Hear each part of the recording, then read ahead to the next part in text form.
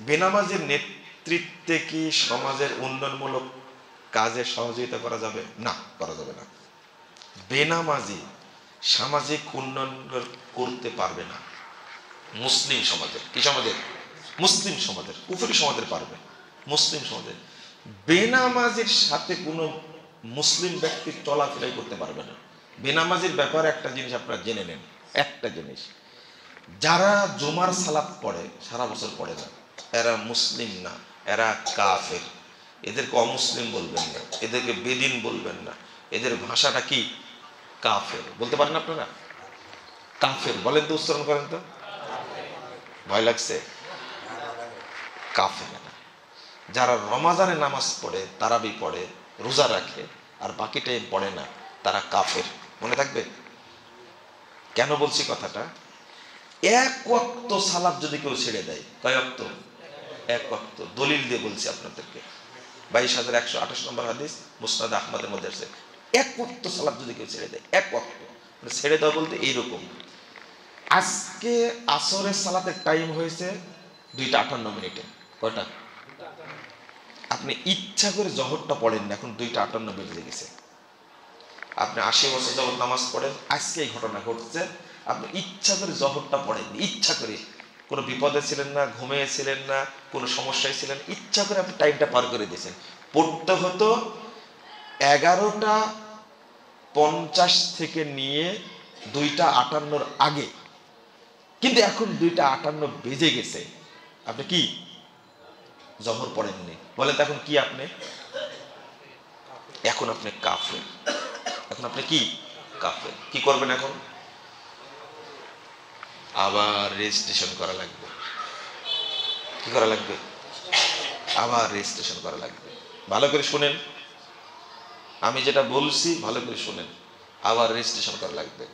এরপরে পড়বেন আসর, আর জহর নাই, কারণ এখন কাফের হয়ে গেছে, আর জহর পড়তে পারবেন না, ফিরে পড়তে পারবেন না।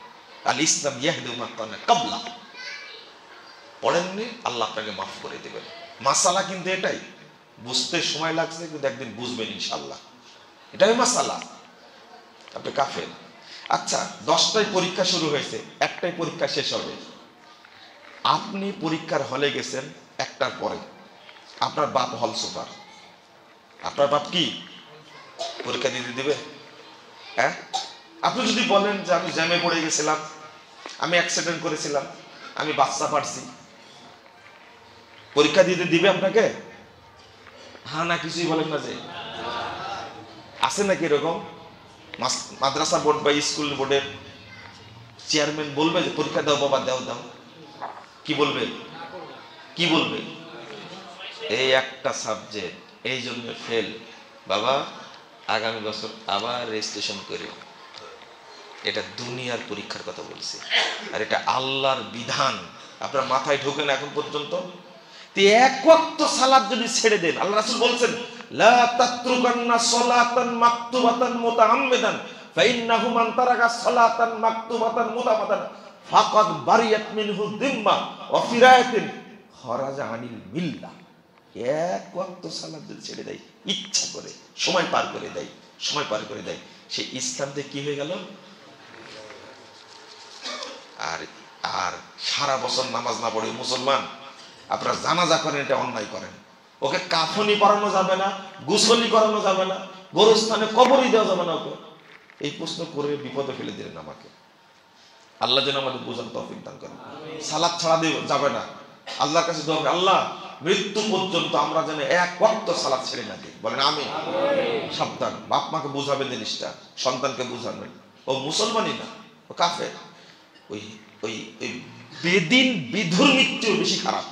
বিধর্মী মুরতাদ না, একই মুরতাদ, একই মুরতাদ। ইসলামী শাসন ব্যবস্থা থাকলে বাপ বলে দিত, ওকে জেলখানায় দিত, বোঝাতো, না বুঝলে কি ডাইরেক্ট